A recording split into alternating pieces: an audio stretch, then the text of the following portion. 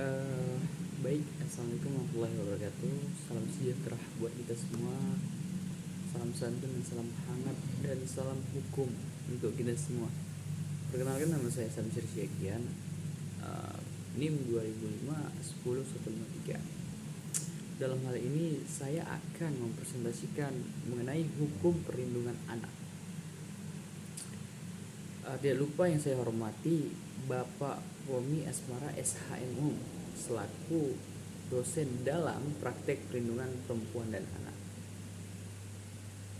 Baik, untuk langkah awal mengenai pendahuluan, sejarah dan alasan dibentuknya Undang-Undang Perlindungan Anak menurut pasal 1 angka 2 Undang-Undang Nomor 35 Tahun 2014, yakni untuk menjamin melindungi anak dan hak-haknya agar dapat tumbuh, berkembang, dan berpartisipasi secara optimal sesuai harkat dan martabat kemanusiaan serta mendapat perlindungan dari kekerasan fisik maupun mental anak.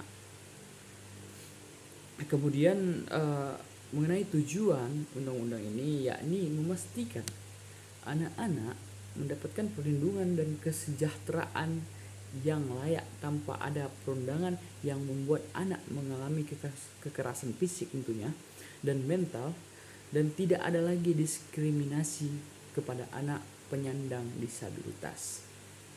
Oke, selanjutnya mengenai isi Undang-Undang Perlindungan Anak Nomor 35 Tahun 2014. Itu menjelaskan tentang definisi anak, hak-hak anak, kewajiban orang tua atau wali, perlindungan dan kekerasan, eksploitasi, dan diskriminasi. Yang pertama mengenai tentang definisi anak. Di situ dijelaskan, yakni menjelaskan batas usia anak dalam undang-undang dan implikasinya. Kemudian hak-hak anak, yakni merinci hak-hak yang harus dilindungi oleh orang tua, pemerintah, dan juga masyarakat. Kemudian kewajiban orang tua dan wali ini ikut serta, yakni menjelaskan tanggung jawab orang tua atau wali dalam mengasuh, memelihara, mendidik, dan melindungi anak. Dan kemudian perlindungan dari kekerasan, eksploitasi, dan diskriminasi, yakni mengatur langkah-langkah kepada anak untuk melindungi anak dari kekerasan, eksploitasi, dan diskriminasi di dalam lingkungan masyarakat. Oke, selanjutnya penerapan Undang-Undang Perlindungan Anak. Kita melihat dari penerapan Undang-Undang Perlindungan Anak tersebut. Peran lembaga pemerintah. Kita lihat, ya di sini menggambarkan peran lembaga pemerintah dalam menjamin perlindungan anak menurut Undang-Undang Perlindungan Anak tentunya. Kemudian peran masyarakat, yakni menjelaskan peran penting masyarakat dalam melibatkan diri dalam perlindungan anak di lingkungan masyarakat dalam mengawasi tingkah pola anak tentu. Kemudian kasus pelanggaran undang-undang. Setiap orang dilarang menempatkan, membiarkan, melakukan, menyuruh melakukan, atau turut serta melakukan kekerasan terhadap anak dengan ancaman pidana penjara paling lama 3 tahun 6 bulan dan denda paling banyak 72 juta tentu.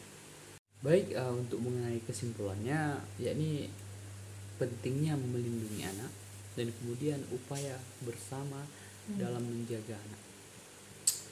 Untuk pentingnya melindungi anak, yakni memberikan perlindungan hukum dan persamaan sederajat anak penyandang disabilitas menurut undang-undang mewajibkan dan memberikan tanggung jawab untuk menghormati pemenuhan hak anak tanpa membedakan suku, agama, ras, golongan, jenis kelamin, etnis, budaya, dan bahasa, status hukum, urutan kelahiran, dan kondisi fisik dan atau mental seseorang atau anak.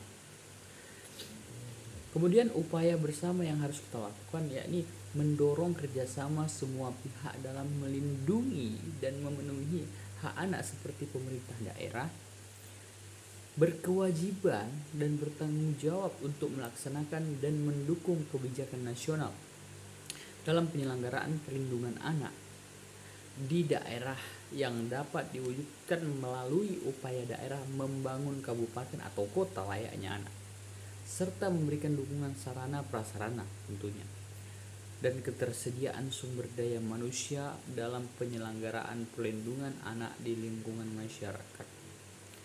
Baik, sekian hasil dari presentasi saya. Saya akhiri dengan wabillahi taufiq wal hidayah. Wassalamualaikum warahmatullahi wabarakatuh. Salam satu hukum.